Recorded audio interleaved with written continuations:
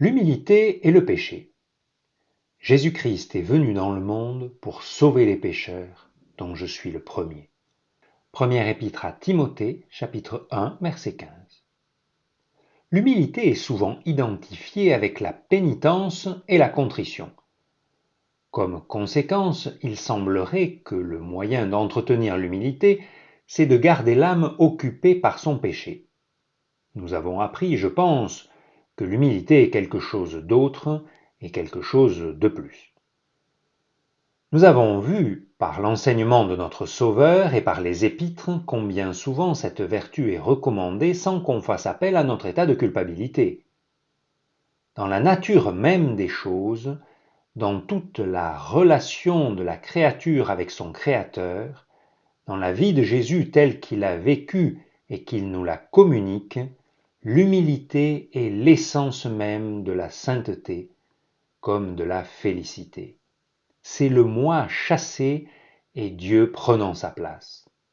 Or, où Dieu est tout, le moi n'est plus rien. Pourtant, si j'ai éprouvé spécialement le besoin de mettre en lumière ce côté de la vérité, j'ai à peine besoin de dire quelle nouvelle profondeur et quelle intensité le péché de l'homme et la grâce de Dieu donnent à l'humilité des saints. Il suffit de considérer un homme comme l'apôtre Paul pour voir comment, à travers sa vie d'homme racheté et sanctifié, le profond sentiment d'avoir été un pécheur se perpétue de façon indélébile.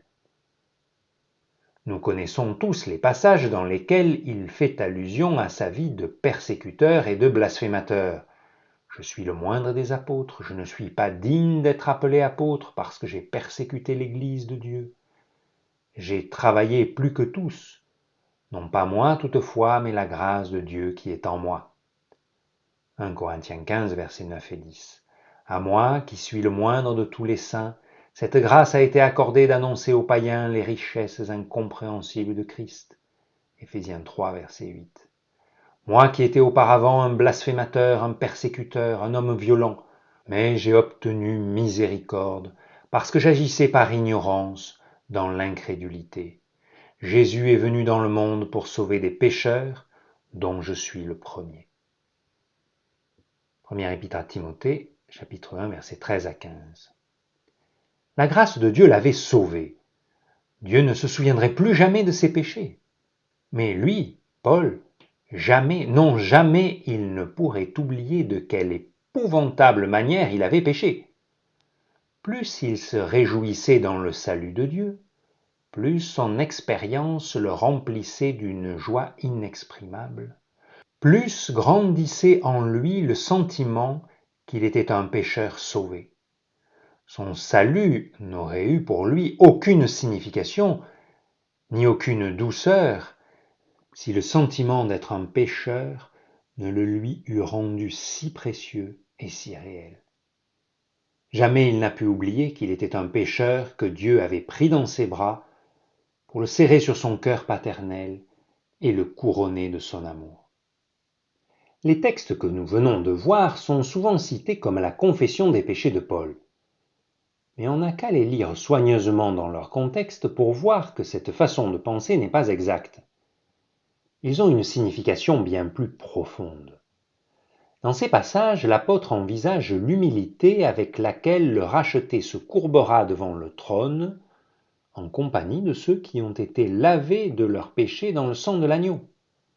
Jamais, même dans la gloire, les sauvés ne pourront être autre chose que des pécheurs rachetés.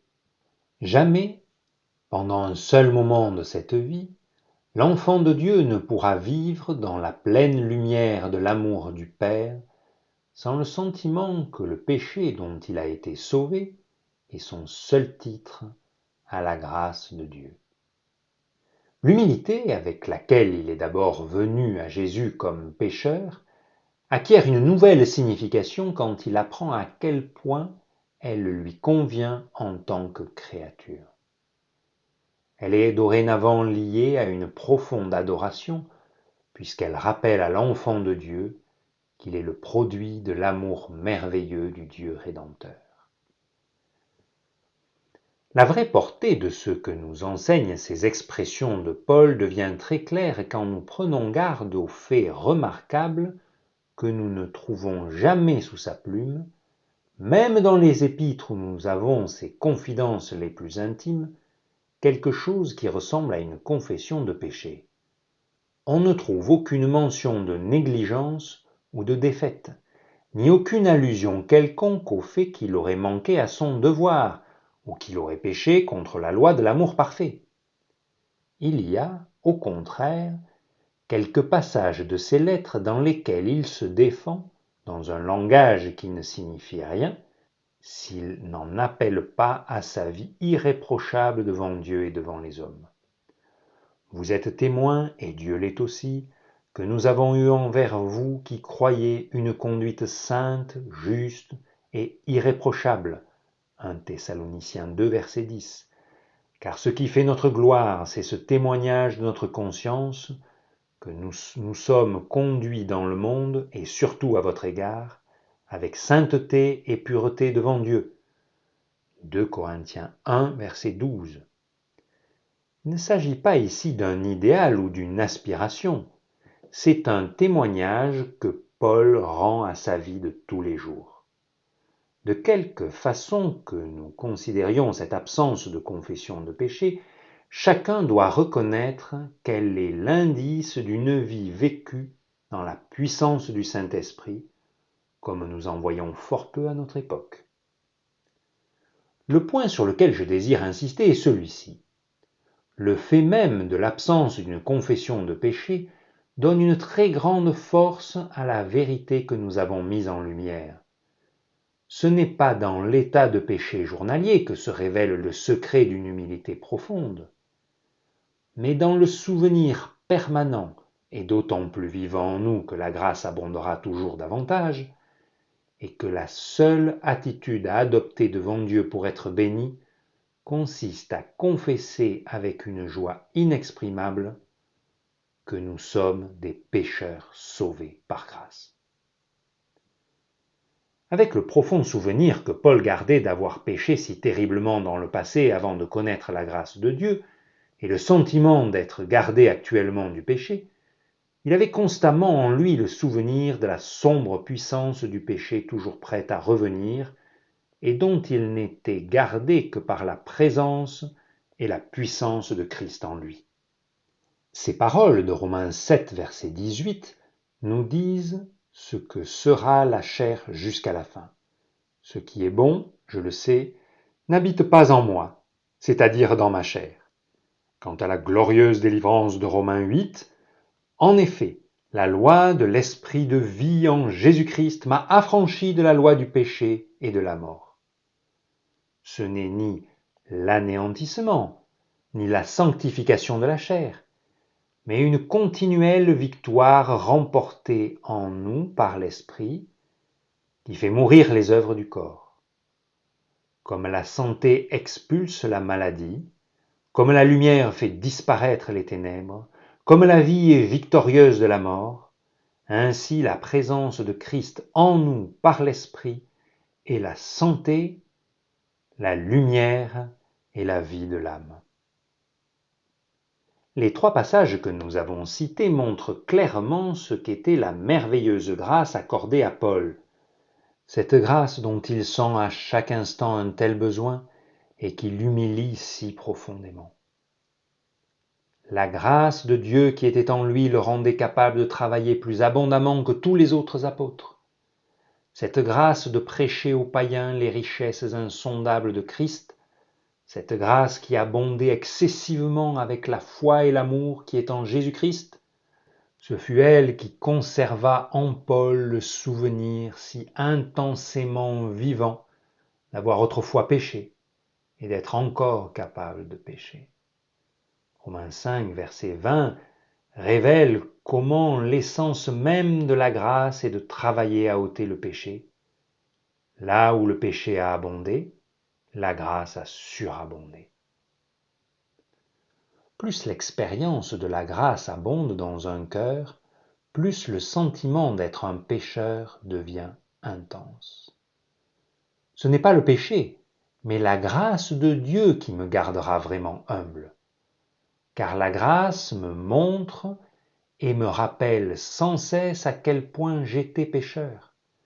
Ce n'est pas le péché, mais la grâce qui m'a réellement rendu capable de me connaître comme pécheur et m'a donné de moi-même une telle horreur que je n'ai plus jamais quitté cette attitude de renoncement à moi-même. Je crains qu'il y ait de nombreuses personnes qui aient cherché à s'humilier elles-mêmes en se condamnant et en se grondant, et qui aient dû confesser avec tristesse qu'un esprit humble et un cœur rempli d'humilité, avec ses fruits de bonté et de compassion, de douceur et de patience, leur restaient encore aussi étrangers que jamais. Aussi longtemps qu'elles s'occuperont de leur moi, elles ne pourront en être délivrées, même si elles en ont profondément horreur. C'est la révélation de Dieu, non seulement par la loi condamnant le péché, mais par sa grâce délivrant du péché qui nous rendra humbles. La loi peut briser le cœur par la crainte, mais la grâce seule met en nous cette douce humilité qui devient notre seconde nature et qui nous apporte la joie. Ce fut la révélation de Dieu dans sa sainteté, s'approchant pour se faire connaître comme le Dieu de grâce, qui fit d'Abraham et de Jacob, de Job et d'Ésaïe, des hommes qui se sont courbés si bas. C'est l'âme dans laquelle Dieu, le Créateur, celui qui forme le tout de la créature dans sa petitesse, Dieu, le Rédempteur dans sa grâce, celui qui est tout pour le pécheur dans sa culpabilité, est attendu avec confiance et adoration. C'est cette âme qui se trouvera si remplie de la présence de Dieu qu'il n'y aura plus de place pour le moi. Ainsi seulement peut être accomplie la promesse, l'homme orgueilleux sera humilié, et le hautain sera abaissé, l'Éternel seul sera élevé ce jour-là. Ésaïe 2, 17. Le pécheur qui habite dans la pleine lumière de la sainteté de Dieu et de l'amour rédempteur, qui fait l'expérience de cette pleine présence en nous de l'amour divin, que l'on reçoit par Christ et le Saint-Esprit, ce pécheur-là sera nécessairement humble. Ne soyez pas absorbés par vos péchés, mais concentrez-vous plutôt sur Dieu. C'est ainsi que vous serez délivrés de l'orgueil.